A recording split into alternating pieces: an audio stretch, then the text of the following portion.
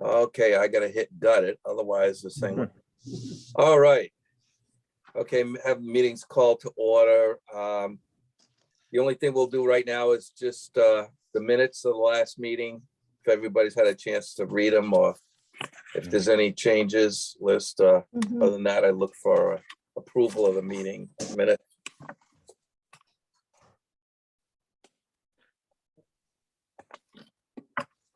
I wrote them, so I can't make the motion. I know. I'll make the motion, I guess. Okay. To accept the meeting minutes of the last meeting. Do I have a second? I'll second that. Okay, motion made second to approve the meeting, the minutes of the last meeting. All those in favor? Aye. Unanimous. Okay, so we'll dispense with the rest of the course of the meeting so that we can hear Diane talk about this donation, possible donation of a dollhouse, I believe. Is that what you said, Bernadette? Yes. So including the meeting materials, you all got the copy of the application as well as the photographs that Diane had sent to us. So that's everybody should have already seen those. So I think at first I'd like to say I think this is a kind of a great donation, and we'd just like to hear you talk about why you think it's important and for the town. So Diane, I'd like to give you a few minutes to toot your horn. I think a big part of why I feel like it's important is because that house is no longer that house. It doesn't look like that house at all. Is it the little, it's still white, right? I was trying to figure which house it was. Is it still white? I think the last time I saw it, which was some time ago, I think it was red. Where is it located again? It's what's the address? I have it here. Okay. It's on Mechanic Street, opposite. Yeah. Was there a number Mechanic Street on the phone? It was, I believe it was 54. I don't know if the numbers have been changed. Let me just see if I can see, because if I can call it up in Google Maps, that's what I thought I did. Just so everyone can see which, because I thought when I looked at it. What is the street that the 54 Mechanic Street. That's yeah, I know which one it is. It's right near the center of town. Yeah, let me. Yes, it's close. Yes. Let me share my screen of the Google map, because that will show a little bit about that area where we can try to see if we know which one it is. Yep. Can you guys see the screen? Not yet. No. No, it says has started screen sharing, but Looks like it's locked up. Can you guys still hear me? Yeah. Yep. Okay, because everything's locked up on my end, but I have it on my screen, but you're not seeing it. No. no. Okay, I'm gonna stop sharing. So there's Walgreens, and there's a gold color house. Then there's a white one that has a two-car garage next to it. No, it's farther up the street. I'd say it's somewhere between a half a mile and Okay. at least a half a mile up from there. You know the street that the pear farm used to be on? Fair Farm? The pear, yes. Oh, Pear David Farm? Road? Is that David Road? No, wait a minute. Hold on just a minute. Let me, that's not, hold on a minute. Share. I'm having some difficulty here not sharing the screen. No, it's not Mrs. It was not pear. Oh my goodness, the name was in my head this morning and now it's gone again. Not Kelly. No. It's where the high school is. The high school's on Blackstone Street. From the high school that was there like 20 years ago. Yeah. That's on Blackstone Street. Okay, does Blackstone intersect Mechanic Street? Yes, it does. Okay, it's at the Mechanic Street end of Blackstone. That house was right across the street from there. All right. That sounds to me like, yeah, that sounds, it was almost across the street. Yes, there's now, I think they did some 120. excavating in the back for, there's a big hill in the back and I think they started digging for rocks and sand back there. So if you're coming from Franklin, is it on the left-hand side of the street or the right-hand side of the street? If you're coming from Franklin, it's on the right-hand side. It's on the right-hand side. It's not too far from the Gorelick's farm. It's not too Oh, far. wait a minute. There's a little pond right next to Blackstone On the- Street. Yes, on the left It hand. was right across the street from the pond. Okay, right, that's 156 Mechanic Street is, that's the house that's for sale. It's been for sale for a while. Let's see. 156 Mechanic. Let's see if I can get the picture up on it. I'm Yeah, having it's- trouble, oh, sorry. It's I'm having got a trouble real not- big hill in the back and it's got, it's all ledge. Because they just built a huge industrial building behind it. And let's see. Yeah, so I put one, Can you guys hear me? Yep. Yes, Okay, I'm having trouble not sharing my screen and I appear to be locked up. So I'm not sure if this is recording or not. says the upper left, it says it's recording. Okay. So It I'm, said- Right, it says we're viewing your screen and there's Okay. nothing there's there. nothing there. Okay, I'm gonna log out and try to log back in. It should automatically make one of you the administrator while I get out and get back. Oh. Nope, now it's there. Can you see on the screen now? Nope, no. No. Okay, I'm gonna get out and get Oh, back. Yep, now we're back on here. Okay. My computer's a little slow here. Let me get back to normal. we can see and hear you apparently, so, Okay. Yep. Okay, now the screen share is gone, right? yeah. Okay, good. It's back to normal. When I tried to share that screen, it kind of locked up. Okay. So is it why it's 156 Mechanic? Yeah, Oh, that's 156, one, I know, that's like set back. A little. yes, it's set back and it's on an acre or so of land, I believe. And they're asking Yeah. a lot of money for It's it. like, right, it's between where all that building is happening now, right? It's in the middle of all that Yep. construction. Okay. This was a house that you grew up in, Diane? Is that No, it's the house my father grew up in. the house your father grew up Okay, in? if I'm just gonna show the picture on my phone. Oh, I gotta get in front of it. It's, ugh. Let me change my background. Let me If change you my just background. look up on your own computer, you Yeah. can see it. It's, Let me just change my. Yeah, 156 Mechanic Street, that's, it's, they have a construction company that was there, I guess. And the whole back of it goes straight up. It's a big hill. Yeah. Yes, when my Yeah, okay. grandparents lived there, it was a small hill. Yeah. Mhm. That's the one I got. Yeah, there we go. That's the one. Yep, we're matching now, Rick. There we go. Yeah. Okay, so now I know what house you're talking about. I just wanted to know which one it was. Great. Okay, thank you. That's Okay. 156. Yeah, 725,000. Oh my goodness. My grandfather sold it for $2,000. It's got 1 acre of land, Yeah. says with, That Okay. sounds about right.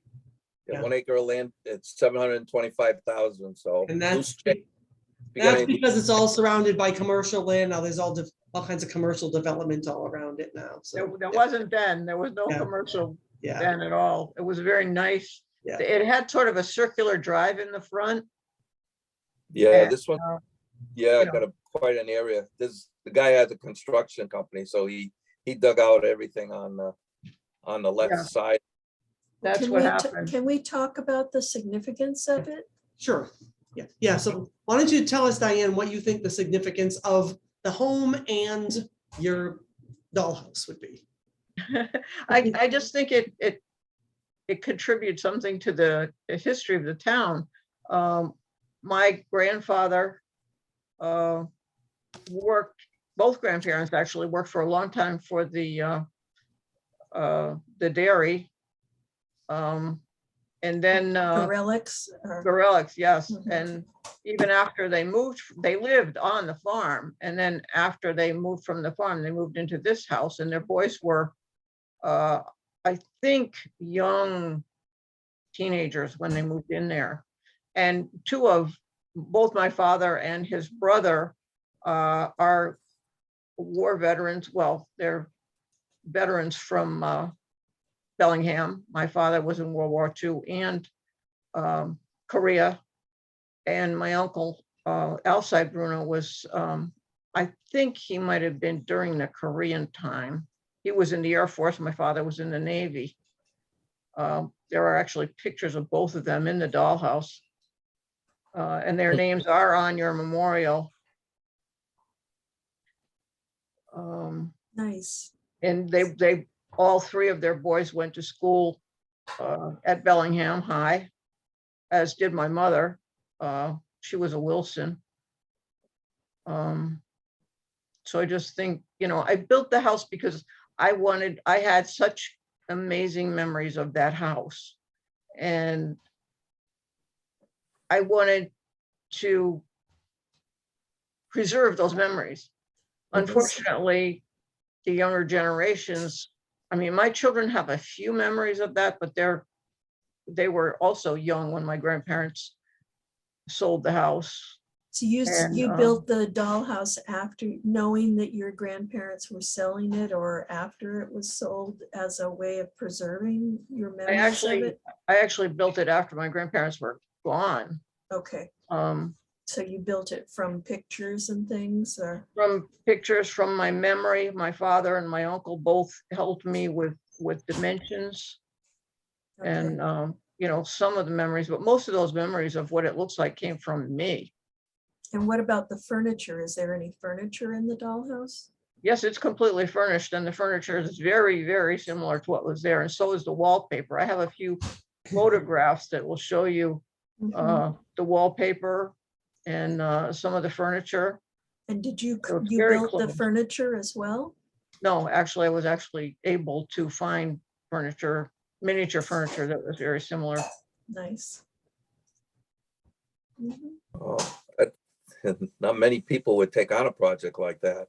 I had a little bit of help with from my husband to actually build the structure. Mhm.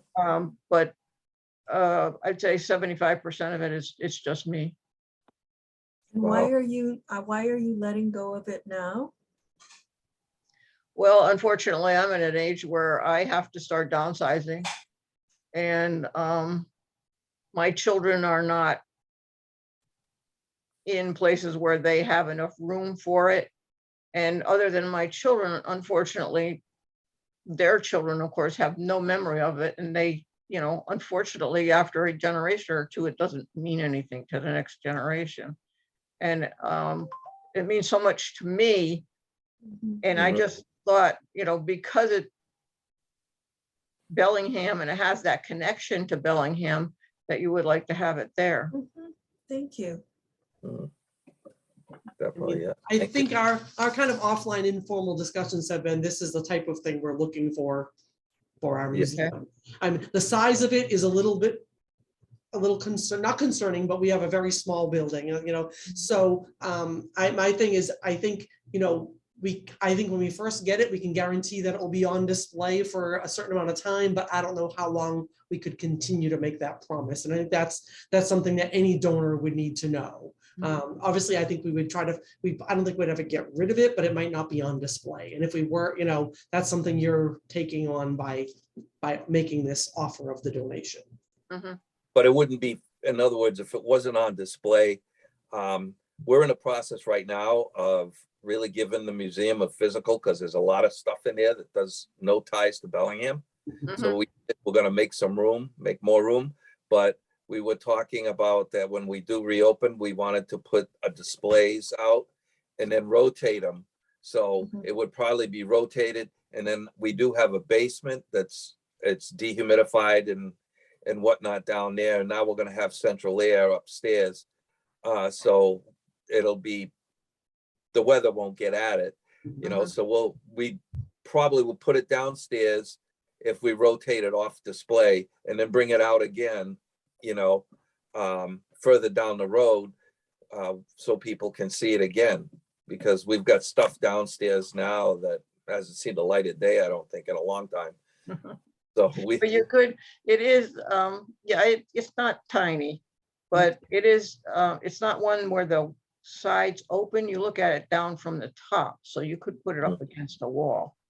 Mhm. I mean, I was thinking, I don't know if you guys have been, the tables that we have, that those footed tables, Rick, that we got from, Mhm.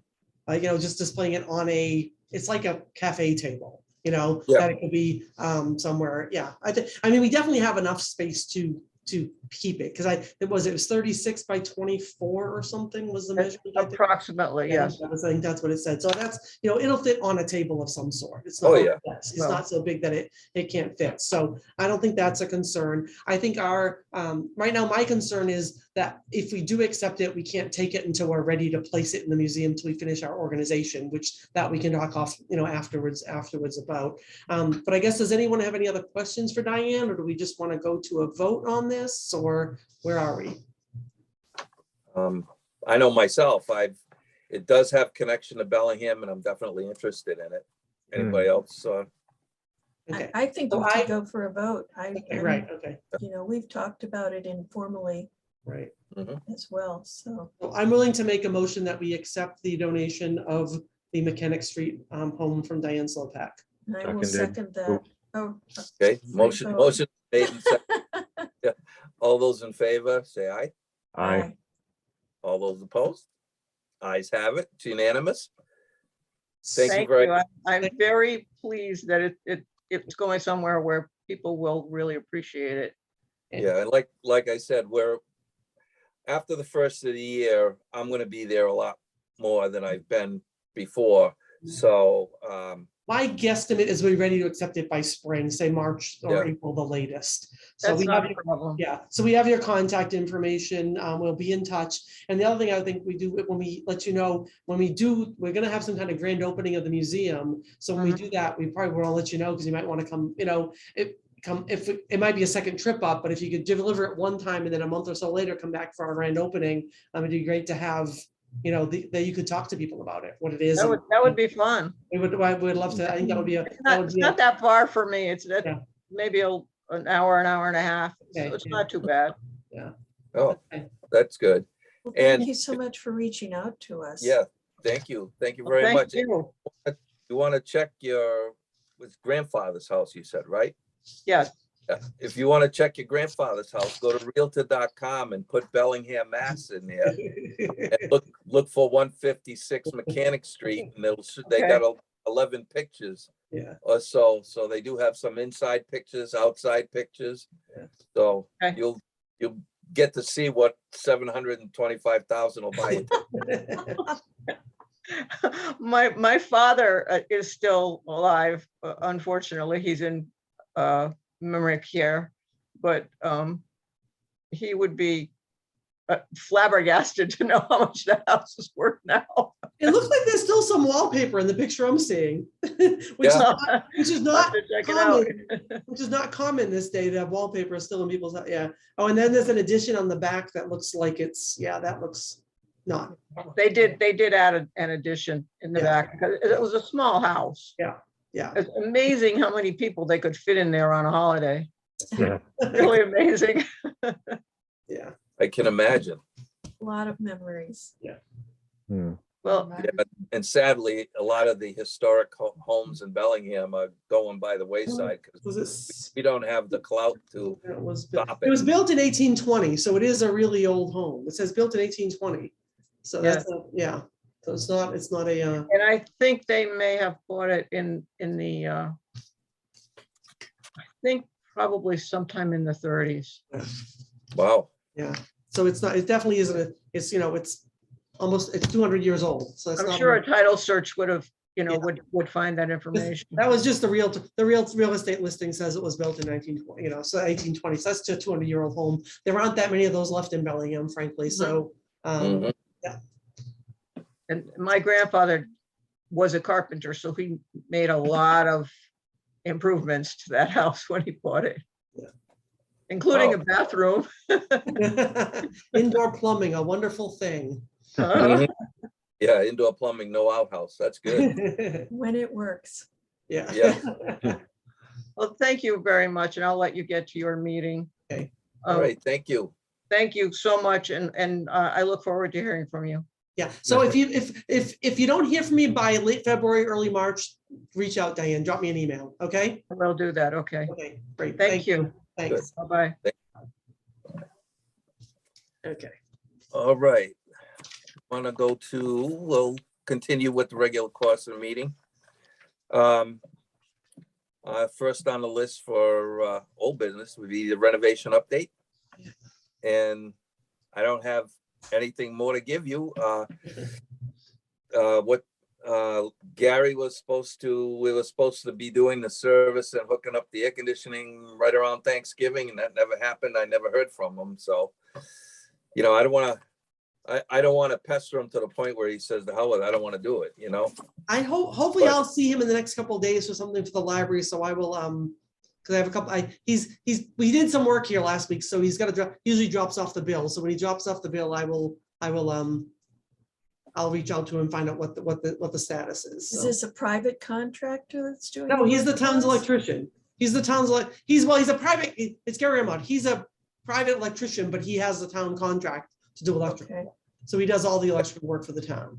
Yeah, Okay. he just did, I think he just put in 200 screens, monitors in the classrooms and stuff like that. So, and he's a one-man operation. Yeah, And yeah. when he needs help, he brings in another guy from Blackstone to help him. But so when they got him tied up, he's tied up, you know, because He came to the library. We had an air filtering system. There's just a air unit installed in our community room for air filtering, and it needed a plug up on the ceiling. So he came and did that last week, and I haven't got the bill yet. So I'll see him when he brings the bill, because he always delivers them in person. So We can't find an electrician to do anything for us. you have to use the I town. would beg you, Rick, and I know that you're not doing other stuff. but- Well, right now, I mean, we need it for air conditioning when the weather gets to air conditioning time. That's what we really need it for. 'Cause Right. there is heat in the building as it stands, so it's not really, we're not out anything right now, but we need to get on them to get it done. if I was flexible, Marjorie, I'd give you a call. Those flexible days are gone. No, I hear you. Yeah, We can't I get think people we to, you know, titanium knee and the other knee is ready, is shot. I do It's very really hard finding tradespeople right now, really, really hard. Mhm. well. There's so much work out there. And nobody wants to work. So you don't have, the big companies don't have the help they used to have. You know, because I don't know. Yeah. Everywhere I go, I see help wanted, help wanted, help Yeah. wanted. It's like, so it's tough. Let me look at, we need a good recession. Yeah. I don't know. There's pros and cons to that. Well, yes, I agree. I think that was a little facetious, yes? Yes, yes. so yeah, as far as them, get back to our renovations, that's about all I got there. And Bernadette has been Yeah. taking care of the supplies, the basic supplies that we're gonna need in there. Mhm.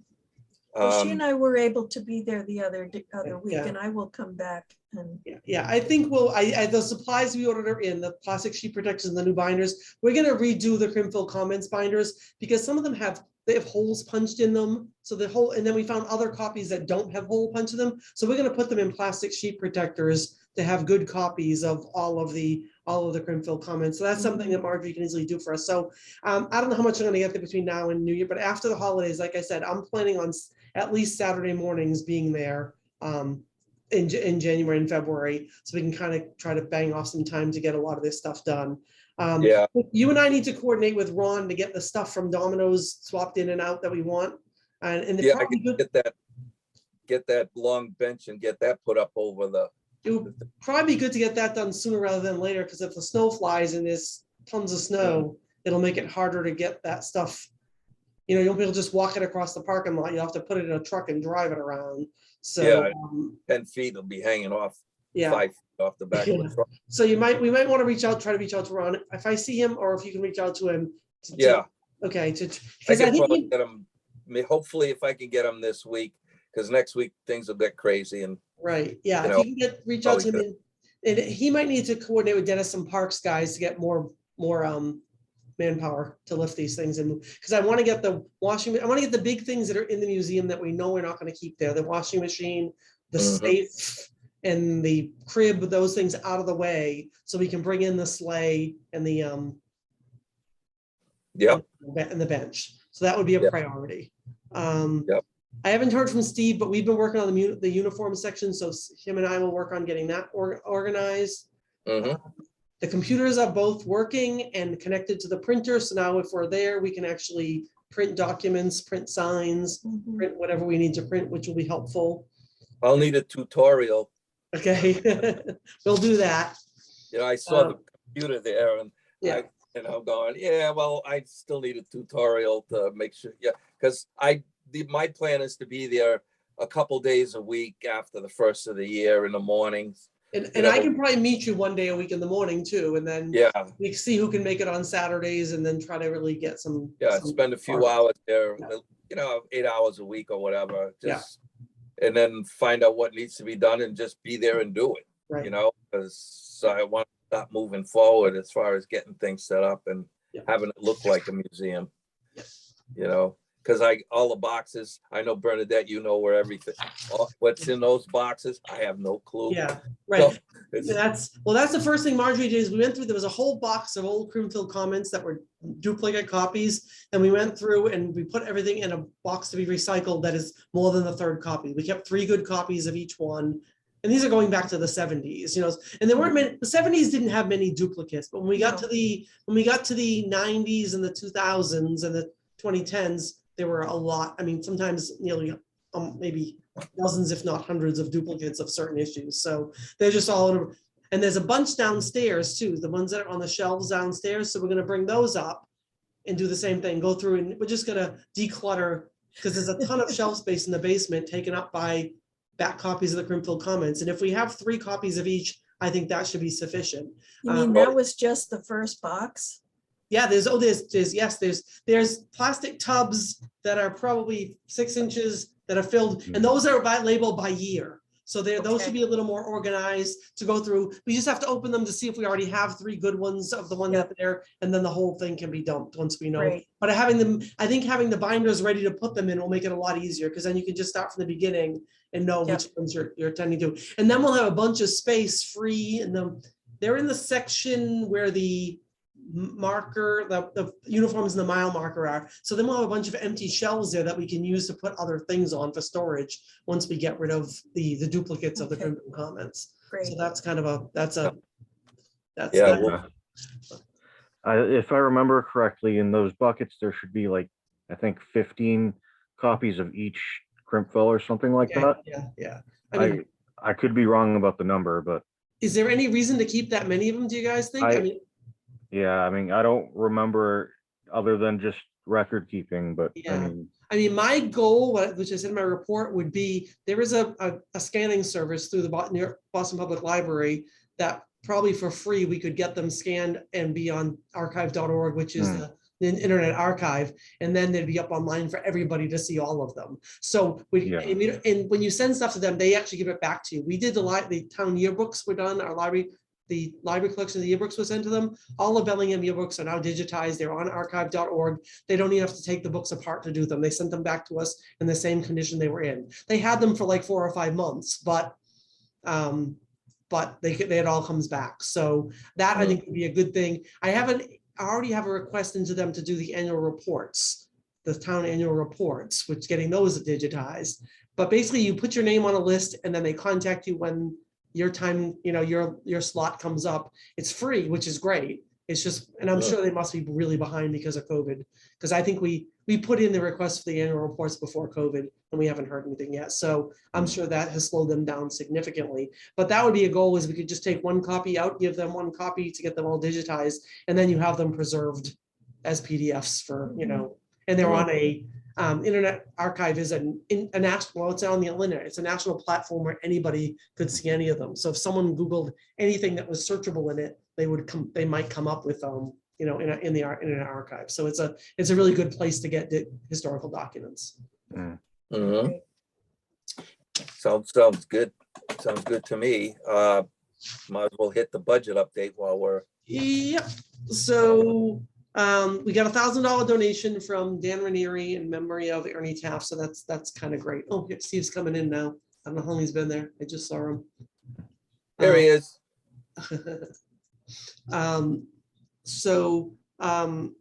So we got $1,000. So I want to talk a little bit about that in a minute. But so right now our municipal budget still has $4,890 in it out of 6,000. So we're almost halfway through the year and we've only spent $1,200 of what the money the town has given us. So we've got some money that we can use. And then the gift fund now is at $3,300. So we have $9,300. We'll probably have 10,000 after, usually when the Crimfield Commons comes out, start getting donations. I already got $50 in the mail today. Do we have to use our budget? You or have to we use lose it? your municipal budget, you use or lose, the gift fund rolls over. Okay, So we're gonna use it. We'll find something to spend the money on. We're not, I mean, one of my ideas is to buy some new display cases. You know, right now we have, I do like the one glass historic one that needs a new top. That looks very historic, but the other ones, one of them is pine, the other one is painted wood. Is this an opportunity just to ditch those old display cases and buy 3 or 4 that match, that are new, that look nice, you know, and use this money to do it? sure. So I think that's something we ought to, I'll do some research, and I haven't really found, I'm having trouble finding dark wood display cases. Everything I'm finding is either oak or black or white, you know, so I'd like something that looks. We could talk to Ronnie too. He could probably build them and stain them the color we want, but we'd have to check and find out if cost wise. And timeline, because we want to open them, you know, we can't wait forever for them. Yeah. I mean, there's Like gotta, the other thing you can do is we could look like on, you know, places like Resellables or places that sell used furniture, and look for used ones that are good pieces of furniture, buy them and get reimbursed for them. You know, that's another option if we find, Well, but I think having that one unique one in the center and maybe 2 or 3 others that are the same, that are new, but look like decent wood, you know? Yeah. I think I'm gonna mention to Ronnie about that, and also mention to Ronnie about maybe that guy Avery, the one that rebuilt that bench from the upper. I mean, that was a project and a half, because he had a handful of pots to that bench, and all the other pots he had to make, and it took him the winter to do it. But we're talking a few display cases, somebody that knows how to work with wood, you know, and pop in a glass or whatever like that. To me, that should be not a big deal for them. I did bump into Ron at the museum last week. He came by to give me something for the library. He saw my car. He came in, and he had he was, you know, the organ that's in the entryway. Yep.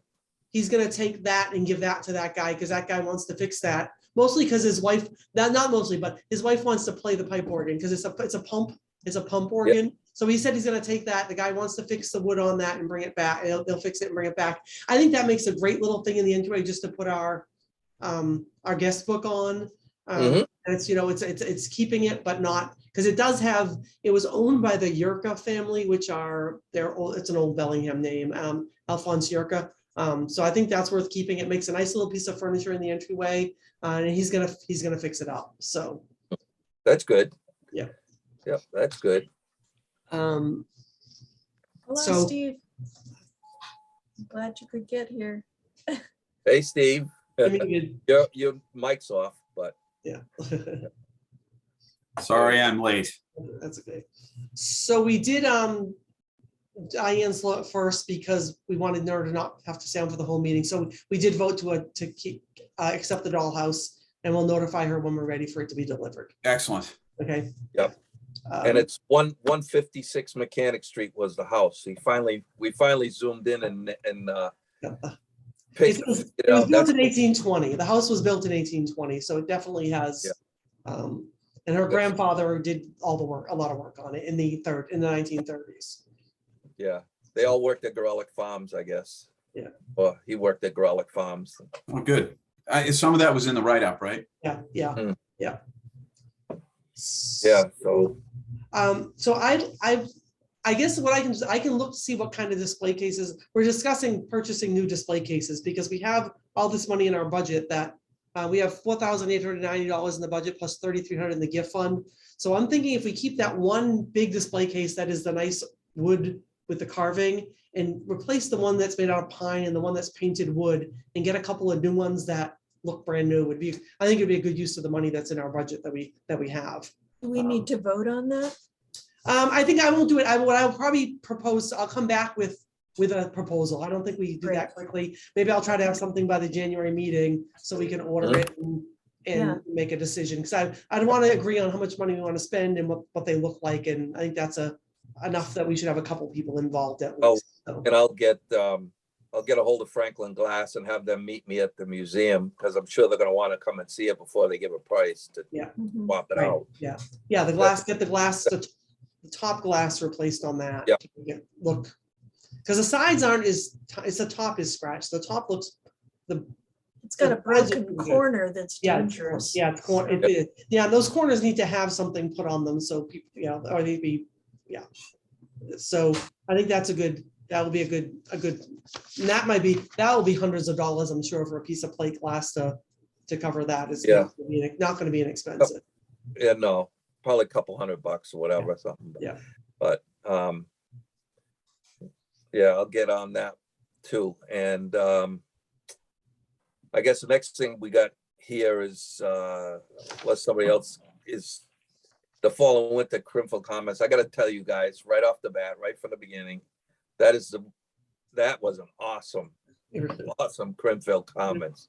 And it was a really good collaborative effort too. It wasn't me, I didn't really ever, it was really good. Everyone came together. It wasn't all me writing everything. It really was good. Yeah. No, I mean, having Steve with his research background and Marjorie with her research being able to research and know so much of what's going on back in Bellingham. Yeah. I mean, I looked at it and I read it twice because it was so interesting about, the way the winters were back then and Those pictures from that 1921 storm were just amazing that we had those. That was just, Mhm. when I came across those, I was like, those have to go in there. And it was kind of funny because it was written in 76. The first out was written in 76. Like, wow, we had a big storm a couple of years ago, but that was like, so then it's like, yeah, they didn't know it was coming 2 years after, so it really just all kind of fell into place. It was really good. Nice. So, Yeah. And I threw recipes in there just to fill the spot. And I think a couple people commented that they liked that. So, because they had Yes. empty space, so I had to kind of do something with it. So, I've had comments on that too, saying they like the recipes and a lot of them, some of them were older recipes and they really enjoyed that. that was, it was like 10 years ago, the Friends of the Library did a community cookbook. And so I still had a copy of it. So it's like, let's find some holiday recipes in the cookbook because they're Bellingham people's recipes. So let's Right. just get them out there. So, yeah. Mhm. Perfect. That was Yeah, no. brilliant. No, it was really, really good. I get a lot of compliments on it. Yeah. How great. And he said, thank you, from Florida and everywhere Yeah. else they're getting it. And so, Nice. And when Marjorie and I were at the museum looking at the old Crimfield comments, there probably is content there that we could recycle or There's all Upcycle- sorts of content. upcycle, content of things. Because I'm sorry, there's people who now that haven't weren't in town 30 years ago when some of these things were written. So, It's from the 1970s. right. It's people got some don't know what really they good- did yesterday. So you can, look, I can hide my own Easter eggs and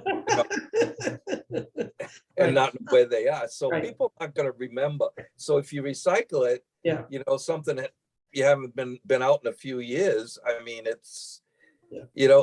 a lot of people may have missed it the first time, Right. Yeah. Well, not only that, C.S. Lewis said that a book isn't worth reading and, if it's not worth reading twice. So maybe that applies to the critical comments. Yep.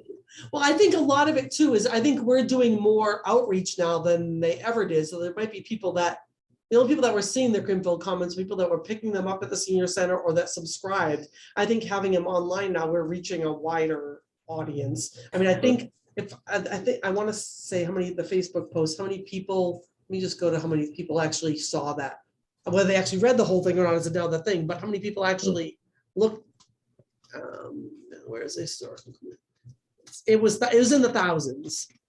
I know when I looked at the people that saw the post.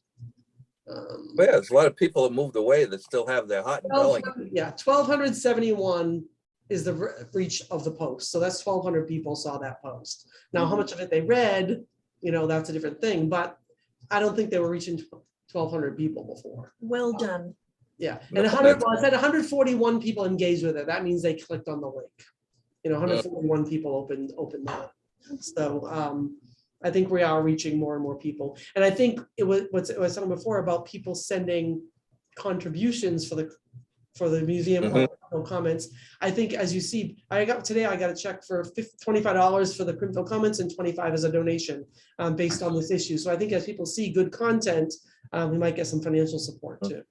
Yeah, I think that the enthusiasm that people are going to pick up on the enthusiasm that all you guys have, and putting all this stuff together and the ideas you come up with and the research and everything, it's just going to get better and better. And I think the people are going to come around and say, hey, we can approach this museum. We can talk to these people. It's not a closed group, Well, Bernadette said there was a historical society in Bellingham. Yes, I found paperwork that in the 70s, there was actually a nonprofit historical society in town that disbanded, probably because they didn't keep up with whatever they were doing. I was going through the file cabinet trying to weed out stuff that we just don't need, trying to eliminate paper because there's so much paper that we don't need there too. When I couldn't do anything with stuff, so I decided to tackle the drawers, and there was this records from the Secretary of State of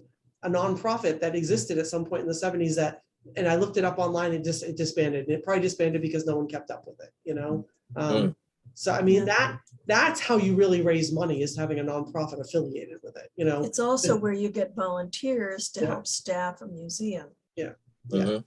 Well, our option we can get volunteers for the senior tax work-off program. That is an option to us that I've already discussed that with Dennis. And when we're ready to open, that is something that we could do.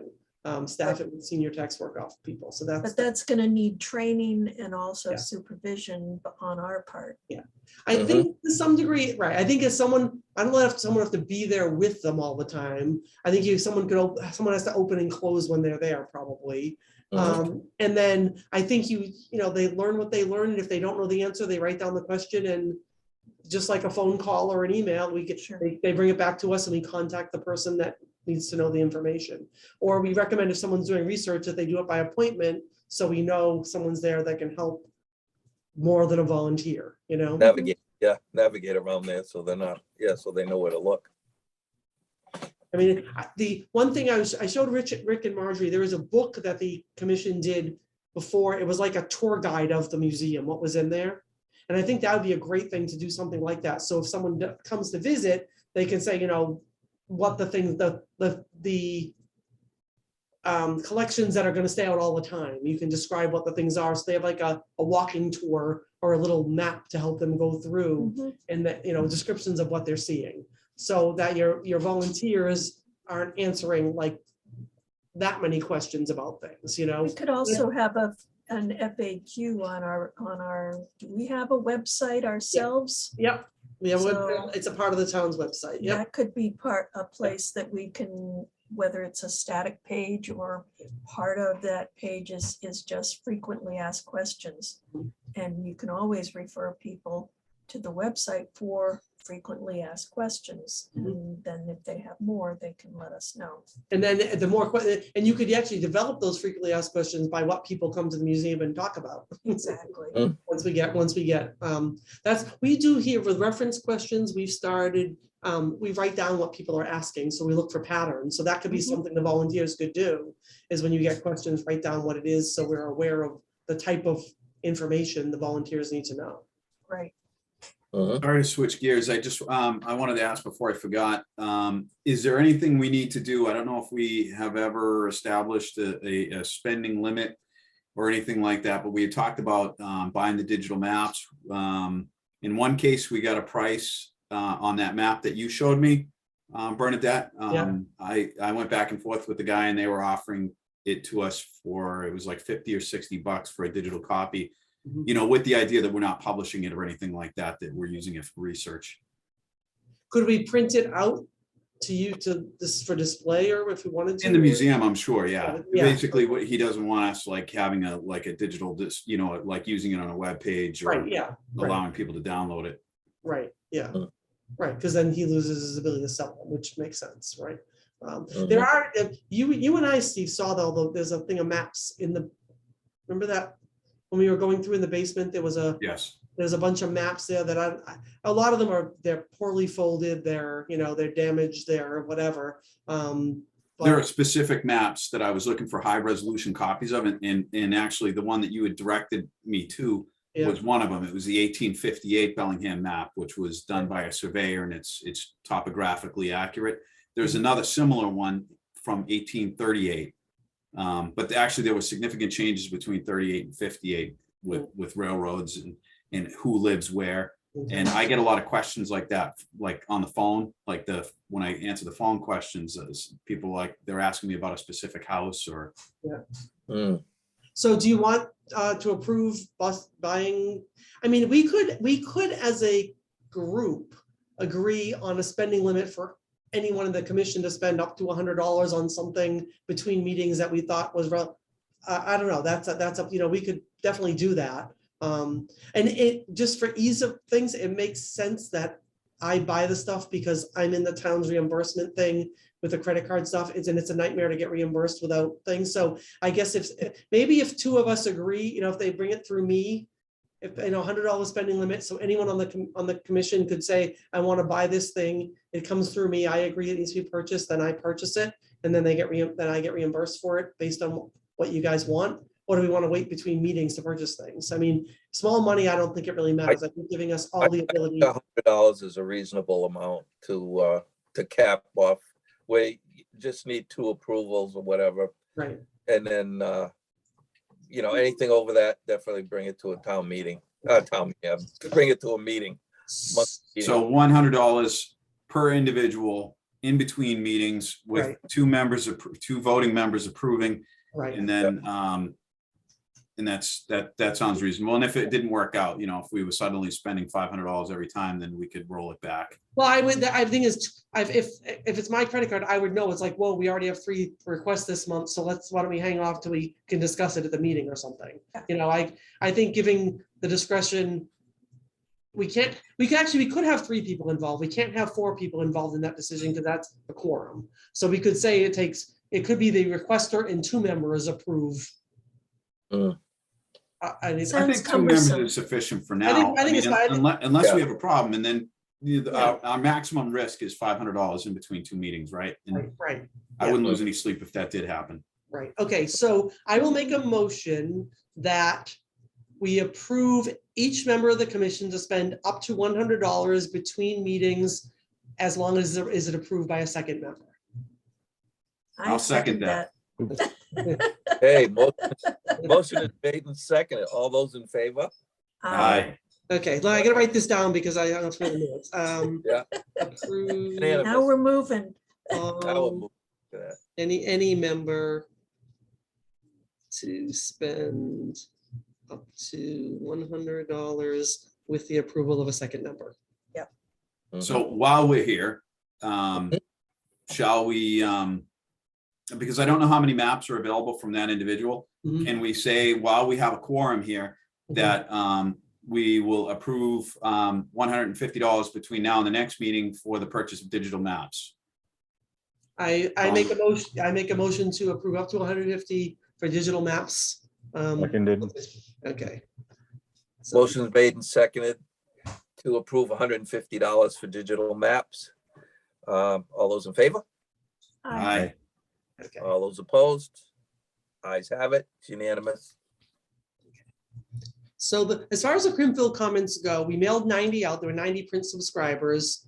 The email was sent to the constant contact people and the people that wanted an email. We have an email list, so that was sent to all those people. I don't know if they're on constant contact or not. They might have got 2 copies if they're in both places, but there's an email list.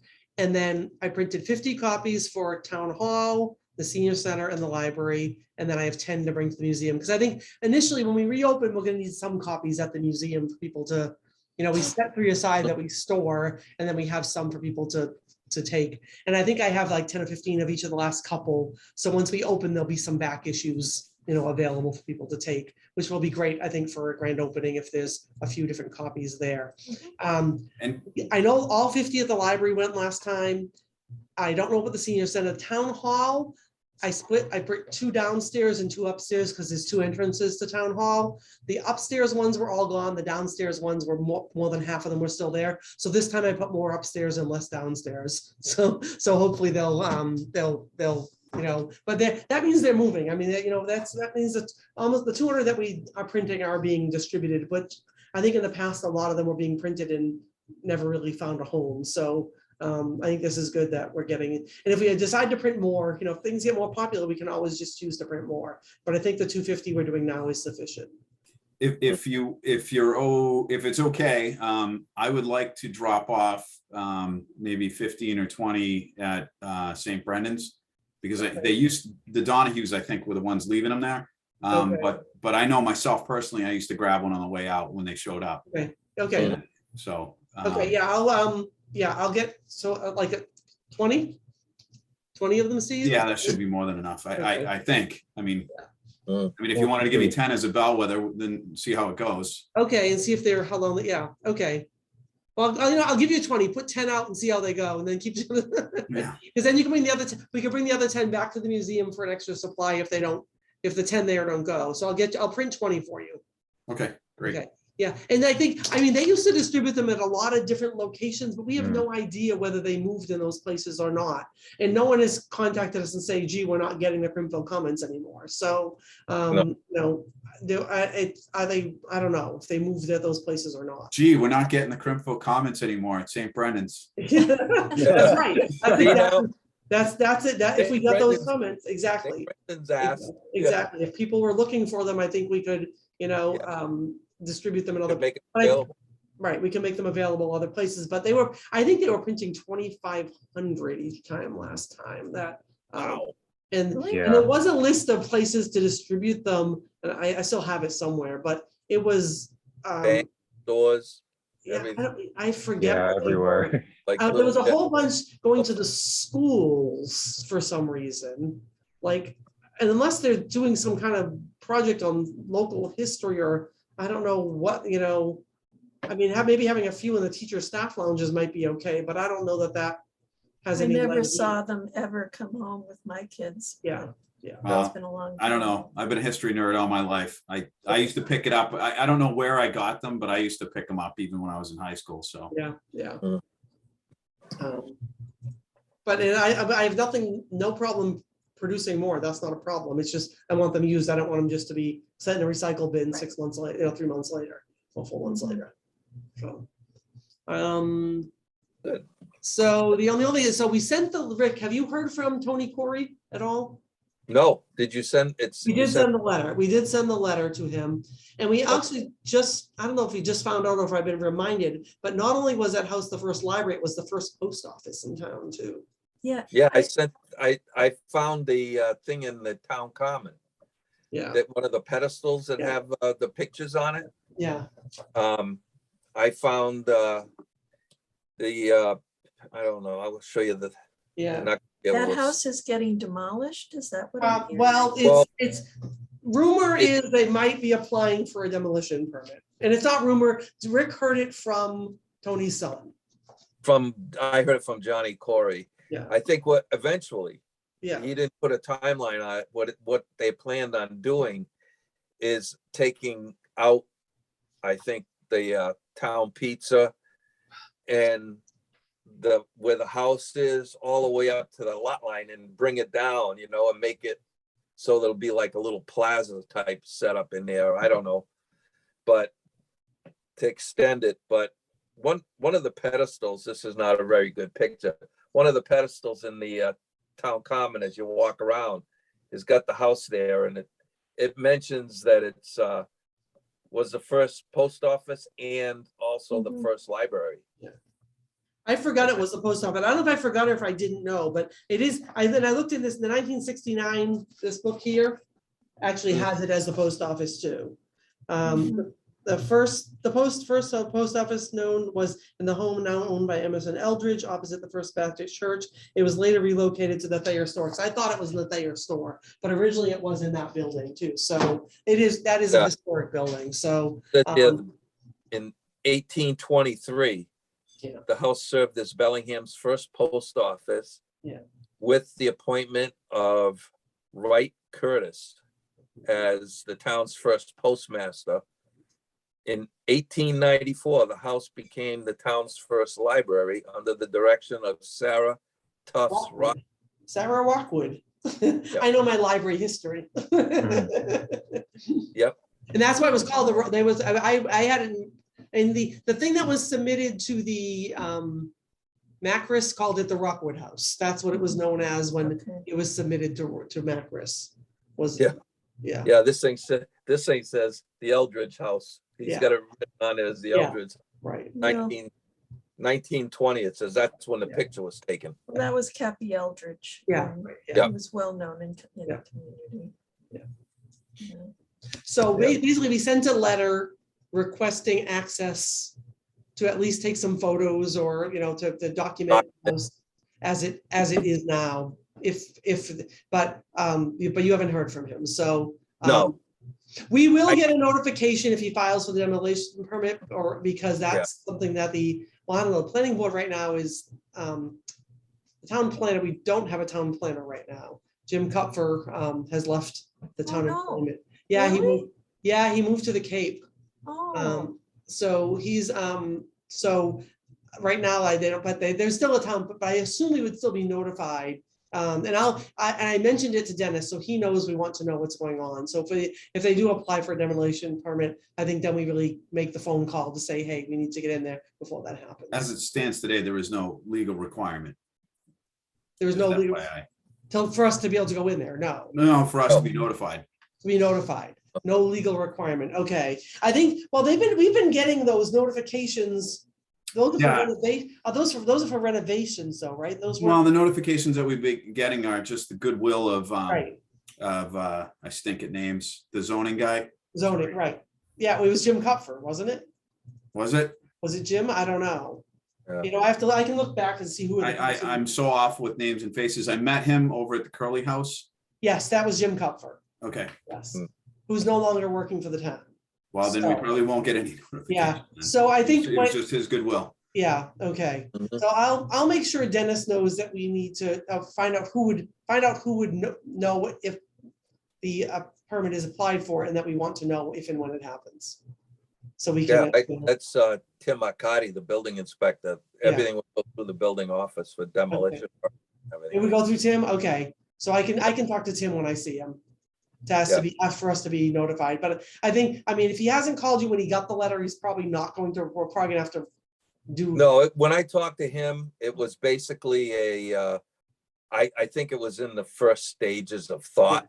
There Right, was yeah. no plans written up or Right. no drawings or anything like that, but it was something that they were thinking of doing. So, And I don't know, because I sent him with the letter, we sent the Macris report about the history of the building. So, because I don't know if he's aware of how that it is historic or not. Does the Macris thing mention the post office? Because I don't think I read that on the Macris thing. That's interesting. Let me just go look at that. mm, I'm gonna have to get going. I've got another meeting in a few minutes. Hmm. Are we Okay. all almost? Yeah, I think this is the last. yeah, all we got is new business after this. If you have any new business you want to bring up. Marjorie, I don't know if you wanted to bring up anything new. No, I don't. Okay. Let me just- That's about the only thing Let me new. just see if they could, because I sent him the Macris thing just so he could see that it was recorded as a historic home, just so, add to list, next. Because we're just gonna get furor again about if anything happens to it, why didn't we step in? Yeah, well, we have no power, that's the answer. Yeah, Okay, mm. yeah, I'm so sorry. I really All right. really Okay, have that's to fine. go. Good night. but- Night. All right, Like, Good night. all right, good night. 1198 South Main, there it is. Hmm. Libraries, so use library, it doesn't, let me go to the picture, that's this one. Inventory, come on, open up.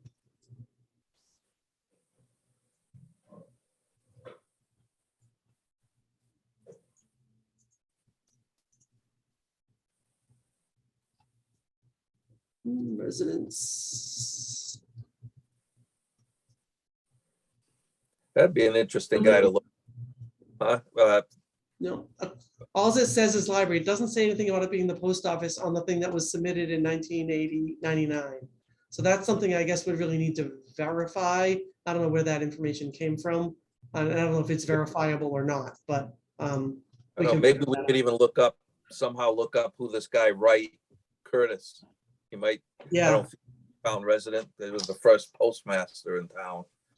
WRIGHT, Wright Curtis. WRIGHT. Not to be confused with Curtis Wright, Yeah, who's the founder of Curtis Aircraft. Oh. It'd be tough to not end up with him in the Google search. yeah. Curtis Wright Bellingham, Curtis Wright Postmaster. Well, okay, so I think we just have to wait and see what happens one way or another. I mean, I think if you bumped into Tony, you can say, hey, did you get my letter? You know, just to see if he's on board with that, Rick, if you bump into him somewhere. But Oh, yeah.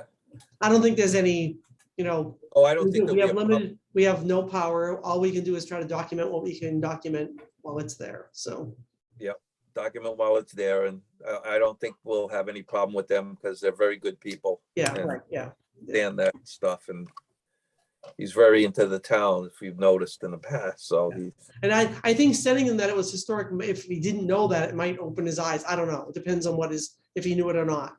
he's the one that renovated the Baptist church in the center. Right, yeah, yeah. And I remember them asking the news, because it needed to be painted and everything needed to be fixed up and everything like that. It was all done, and somebody asked him how much, and he said, that's between me and God. He wouldn't tell anybody what he spent. Yeah. You know, So, so, yeah. So he's really town oriented, and I'm sure he'll get in touch with us, but I'll mention it to him. yeah, and I don't think there's any, I will make sure if that Tim knows that. Yeah, If I don't it think any of them, it is no, applied, no. if the application comes in, we'd like to know about it. yeah. I don't think it's gonna be on the docket for maybe a couple of years. I don't know. It Yeah. just didn't seem like it was that they were pressed to do this, you Yeah. know, quick, so. All right, got any other old business? If not, we'll jump to the new business. Anybody got any new business? Still catching up with the old business. Still catching up with the old business. All right, let's see, what we got the next? Yeah. The next meeting, January 10th? Yep. And just so you guys all know, like I said, I plan on being at the museum on Saturday mornings, probably from 9 to 12 in January. So if any of you can join me, that would be appreciated to try to get some of this done. If that, and Yeah. I'll probably be there most of them. If even one of you could come each week, that would be helpful to get a second, body to kind of work things. And if we can get the setup done before then, Rick, that would be really helpful. If we can get the furniture in place. Even if we don't have the new I'm going to bring to the next meeting a proposal for new display cases. So I'll look at what I think we should get. Okay, can do that, and I'll work with Ronnie. Yeah. This week, see if either this week or at some point next week, we can get a few bodies to move Yeah. that old wash tub over to Domino's and that Yeah. that cradle. Yeah. And the safe, we don't need the safe. That's just heavy. And safe and Yeah. and that, as far as that big hunk of wood on the other side of the thing there, it's part of some old house. That's kind of taking up a lot of floor space. I may move that over there too. Yeah. So we decide we'll with that. I mean, it's probably comes a significant piece, but do we need it that long? Yeah. Do we need a big piece? Yeah. Right. We can discuss that and see what we want to do with that. But other than that, So isn't there another piece of wood there that is like something from some station or something? Yeah. There's the rifle rack from the Bellingham Rifles Company that used to be on the up in the town hall.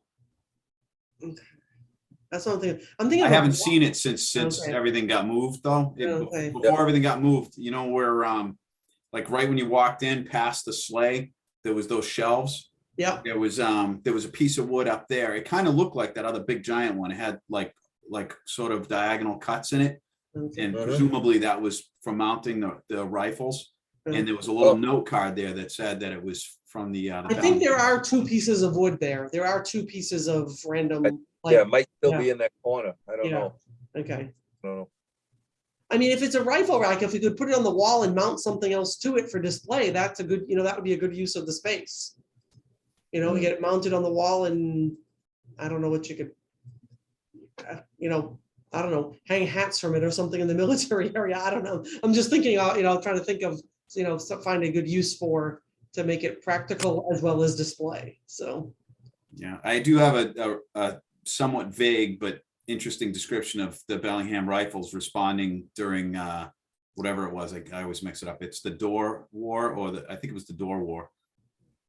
There was an invasion that came in from Rhode Island, and they met them, at the border. So The Door Rebellion, was that a name of it? Was it Door Rebellion? well, there was the Whiskey Rebellion and the Whiskey Door War. Door Yeah. War, okay. Yeah, I don't know which one it was, but Okay. I know Bellingham got away without any trouble because they had no alcohol. It was a dry town, so the invaders were basically repelled because they weren't interested. Yeah. No tavern, we're out of here. That's exactly what happened. Yeah. I'm out.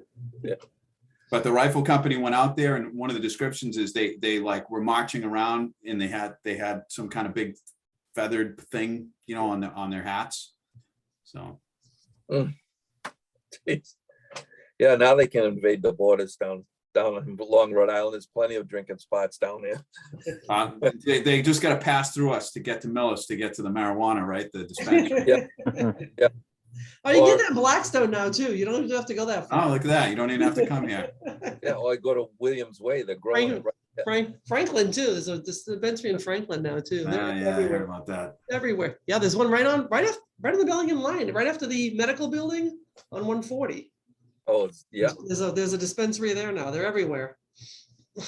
Yeah, I can tell because when I drive down the road and I'm following somebody that's got their left blinker on, going 25 miles an hour and weaving, yeah, I think it's elderly, but then No, yeah. Mhm. If they're eating cookies, they're. But Okay, so we all set here? yeah, other than I think maybe I just want to ask Steve a question because he visited. I read your thing where you visited the Crooks Farm and you talked to. You could just elaborate on that. I saw a lot of good stuff. Some of the stuff in there was, like you said, it was this century, 20th century stuff. It wasn't that old. yeah, well, some 20th century stuff's over 100 years old. So Yeah, that's true. but Yeah. so I mean, the farm itself there was deeded to the Crook family by the king, right? So so that land, it's like 128 acres, Wow. and so that it's been there for a long time, but there's not any artifacts from all that history that went on. There was nothing that I saw there that predated, like 100 years ago, and it was like a family farm, which is cool, right? But no manufacturing or anything like that. Like some places would have had some industry. So there was nothing that was labeled that said like Crooks Farm. There was nothing that said Bellingham. There was nothing that indicated that the antiques or anything there were anything other than stock issue things that could have been bought in the store. So whatever we take, the pieces themselves would not be interesting, as they don't have like a straight line linkage to the farm itself or to the town. Like the artifacts weren't made in the town, if like, oh, this was this shovel was manufactured here, it's more significant than this was a shovel that was used on this farm. It's still relevant, but it's a little less interesting. And the like I saw a couple things that were interesting pieces because they they tell something that, you know, a kid today, or even adults today might not know anything about. Like there was like a butter churn, there was a carding thing for carding Mhm. wool. You know, so possibly something like that with a write-up about the farm as an anchor piece. You know what I mean? I was just like, so what does that look like in the museum? You know, how much space do we want to dedicate to something like that? That's just it. A lot of the stuff there is big. Maybe it would be a better idea just to like do a visit and do a, on Crimfield Commons article, take pictures of these things and have photographs of them in the Crimfield Commons, and then they're documented, but they're not something that we have to hang on to. I do have Yeah. photographs, and I think I sent the photograph of the Silver Beach sign. Yeah, yes, yeah. the Silver Right, Lake- that was unique. Yeah. So I don't know, again, I don't know where that would go in the museum, you know, if that We was. are going to have a section that's gonna be like sports and recreation, which is gonna cover the Silver Lake history. So, I mean, but how big was it, I guess is the question, you know, was it? The photograph I sent you has my wife in the foreground. So Okay, yeah, it was probably about 2.5 feet by 3 feet. because it might be able to fit on, that might fit in the, you know, on a wall in the area where the sports stuff goes, and then we could, or even if it's a bookcase, if we took one of the shelves out, it could sit back in the bookcase, you know what I mean? Take a shelf out of one of the bookcases, sit it back in the bookcase, and then put other things that are Silver Lake in front of it, kind of. Yeah, if there's enough, sure. I mean, that's something. Were we they could talk to selling, them were they about. selling these, or were they willing to give them away, or do you know? I don't really know. Everything that was priced was priced quite high, so it did look like they were trying to raise funds with it. Okay, You know, it was not like they were trying to liquidate assets. It looked like they were trying to generate an, you know, revenue from it. So, but whether or not, you know, as a sort of town pride thing, whether they'd be willing to donate. it's right, if another we could question. say, right, we're interested in this piece for the museum, would be, yeah, would that, you know, it'd be a different proposal, and see what they say.